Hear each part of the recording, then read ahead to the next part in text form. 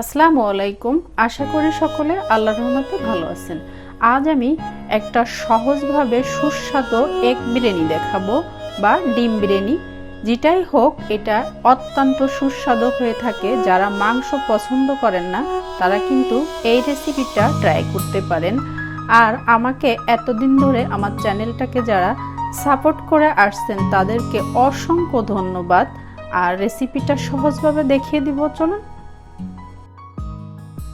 এখানে আমি ডিম বিরিয়ানি করার জন্য নিয়ে নিয়েছি কিছু মশলা। এটাকে আমাকে তৈরি করতে হবে। আপনি যদি এই মশলাগুলো রেডি না করতে চান তাহলে আপনি রেডিমেড বিরিয়ানি মশলা কিনে আনতে পারেন দোকান থেকে, যে কোনো ব্র্যান্ডের।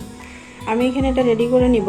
এখানে আমি নিয়েছি মিষ্টি জুড়া 1 চা চামচ, আর এখানে নিয়েছি শাহি জুড়া 1 চা চামচ, আর এখানে নিয়েছি সাদা গোলমরিচ হাফ চা চামচ, কালো গোলমরিচের গুঁড়া নিয়েছি, আমার কাছে গোটাটা নাই তাই এখানে নিয়েছি হাফ চা চামচ, আর এখানে নিয়েছি এলাচি 7-8টা হবে, আর এখানে নিয়েছি একটা জায়ফলের 3 ভাগের 1 ভাগ। পরিমাণ এটা একটু কম নিতে হবে, তা না হলে তিতা হয়ে যাবে। আর এখানে নিয়েছি দারুচিনি ছোট ছোট 5-6 টুকরা। একটা স্টার আনিস থেকে একটা পাতাকে আমি ভেঙে নিয়েছি, খেয়াল করুন, এখান থেকে একটা পাতা ভেঙে নিয়েছি, এটা দিব। একটা কালো এলাচ, আর এখানে নিয়েছি লবঙ্গ। লবঙ্গটা একটু ঝাঁঝ হয়ে থাকে তাই কম দিতে হবে, আমি এখানে 4-5টা নিয়েছি। এখন এটাতে একটা মশলা তৈরি করব। মশলাগুলোকে সব আমি এখানে নিয়ে নিচ্ছি। এখন একসঙ্গে করে আমি ব্লেন্ডার জারে করে একটু এটাকে গুঁড়ো করে নেব।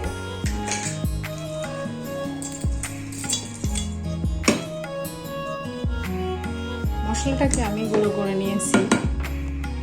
এখন এটাকে একটু সাইডে সরিয়ে রাখতেছি। বিরিয়ানির জন্য আমি এখানে 3 কাপ চিনি গুঁড়া চাল নিয়ে নিচ্ছি। আপনি চাইলে বাসমতি রাইসও নিতে পারেন, তবে চিনি গুঁড়া চাল দিয়ে করলে একটু ভালো হবে। চালটাকে আমি সাদা পানি দিয়ে ধুয়ে নেব। পরিষ্কার পানিতে 4-5 বার এটাকে কষলে কষলে ধুয়ে নিতে হবে। ধুয়ে আমি একটা স্ট্রেনারে এটাকে তুলে রাখবো। অবশ্যই 4-5 বার পরিষ্কার পানি না বের হওয়া পর্যন্ত চালটাকে ধুতে হবে। একটু এভাবে করে, বেশি জোরে কষলে ধোয়া যাবে না, হালকা হাতে এভাবে করে করতে হবে। এখানে আমি ডিম নিয়েছি 6টা, যেহেতু ডিমের বিরিয়ানি অবশ্যই ডিম তো লাগবেই।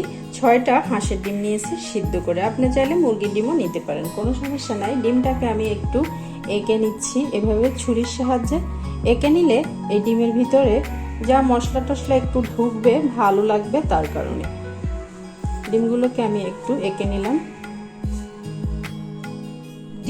ডিমের সাথে আমি এখানে 200 গ্রাম আলু নিয়েছি। এই আলুটাকে আমি একটু ছোট সাইজের নিয়েছি, আপনি চাইলে বড়টা নিয়ে কেটে নিতে পারেন, কোনো সমস্যা নাই।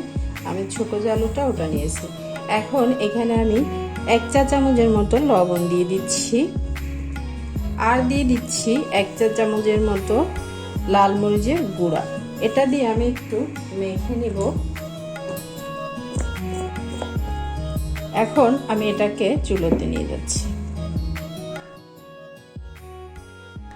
চুলোতে একটা হাঁড়ি বসিয়ে দিয়েছি, একটু বড় হাঁড়ি দিয়েছি, আর হাঁড়িটা আমি চেঞ্জ করব না। এখানে আমি দিয়ে দিলাম 1.25 কাপ তেল।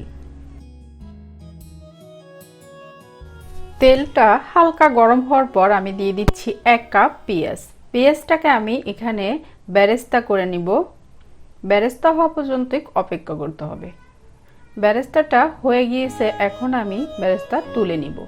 একদম সম্পূর্ণ বেরেস্তাটা তুলে নিচ্ছি। এই তেলের ভিতরে যে ডিমগুলো আমি মেখে রেখেছিলাম সেই ডিমগুলোকে 1 মিনিটের মতো একটু ভেজে নিচ্ছি। আর এটা এর থেকে বেশি ভাজার দরকার নাই, যেহেতু এটা সিদ্ধ করা আছে। ডিমটাকে আমি ভেজে নিচ্ছি। ভেজে নেওয়ার পর এখন আমি তুলে নিচ্ছি। এখন দিয়ে দিচ্ছি যে আলুগুলো রেডি করেছিলাম সেগুলো, এগুলোকেও একটু ভেজে নিব। নেড়ে চেড়ে 3 থেকে 4 মিনিট একটু ভেজে নিচ্ছি। আলুগুলোকে ভেজে নিয়ে তুলে নিচ্ছি। এখন দিয়ে দিচ্ছি এখানে একটা তেজপাতা, 1 টেবিল চামচ রসুন বাটা, 1 টেবিল চামচ আদা বাটা। একটু এখানে নেড়ে চেড়ে মশলাটাকে আমি ভালো করে কষিয়ে নিচ্ছি। এখন দিয়ে দিচ্ছি 1 চা চামচ হলুদের গুঁড়া, হাফ চা চামচ মরিচের গুঁড়া। এটাকে এখানে কিছুক্ষণ একটু ভুনে নিতে হবে, তাহলে কিন্তু কালারটা বেশ ভালো আসবে। কমপক্ষে 10 থেকে 15 সেকেন্ড। দিয়ে দিচ্ছি 2 টেবিল চামচ পানি, এই মশলাটা যাতে না পুড়ে যায় তার জন্য। পানিটা দেওয়ার পর দিয়ে দিচ্ছি 1 চা চামচ ধনিয়ার গুঁড়া,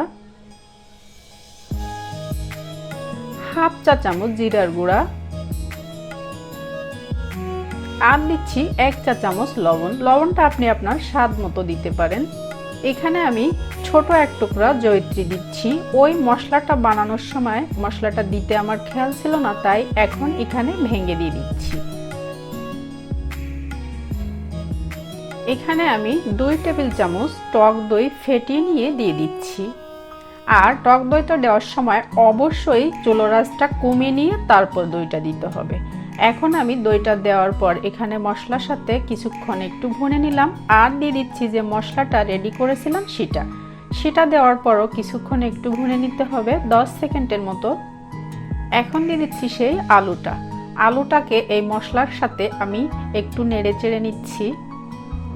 দিয়ে দিচ্ছি হাফ কাপের মতো পানি, এই আলুটা একটু রান্না হওয়ার জন্য, আলুটা যাতে সিদ্ধ হয়ে যায় তাই এই পানিটা ব্যবহার করা। দিয়ে দিচ্ছি 8-10টা কাঁচামরিচ, আর দিচ্ছি টমেটো কেচাপ 1 টেবিল চামচ।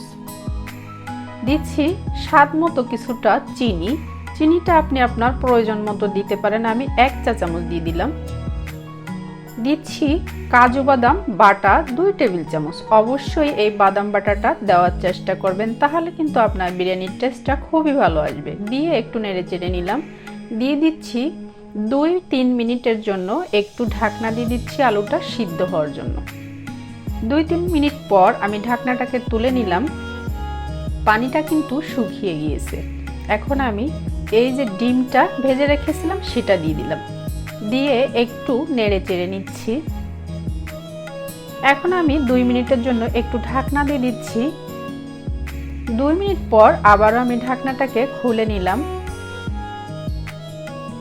একটু নেড়ে চেড়ে নিচ্ছি, তার কারণ ডিমটা কিন্তু বেশি সময় রান্না করতে হবে না। এখান থেকে আমি ডিমটাকে তুলে নিব। সবগুলো ডিমগুলোকে আমি তুলে নিচ্ছি, শুধু ডিমগুলোই তুলে নিব।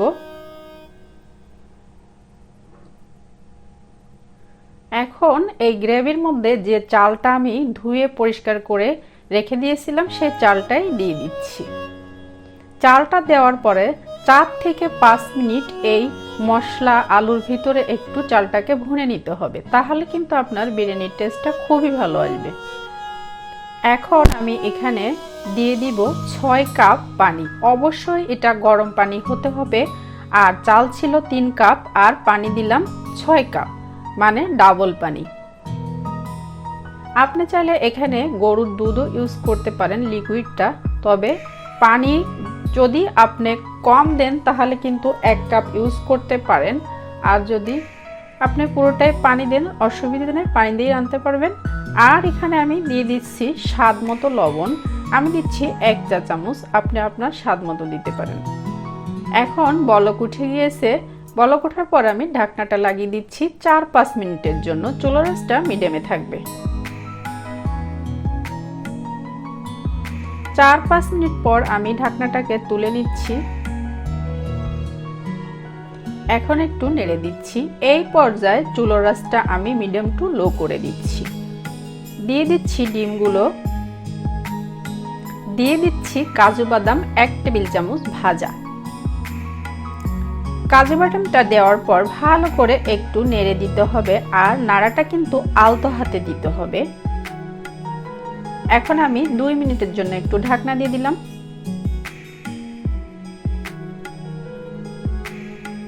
2 মিনিট পর আমি ঢাকনাটাকে খুলে নিয়ে আরো কিছু জিনিস দিয়ে দিচ্ছি। দিয়ে দিচ্ছি যে বেরেস্তাগুলো আমি ভেজে রেখেছিলাম, ওখান থেকে বেরেস্তা কিছুটা এখানে দিয়ে দিচ্ছি।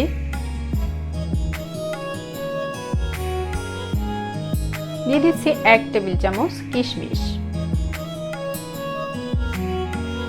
ঘি 3 টেবিল চামচ, ঘিটা অবশ্যই দেওয়ার চেষ্টা করতে হবে।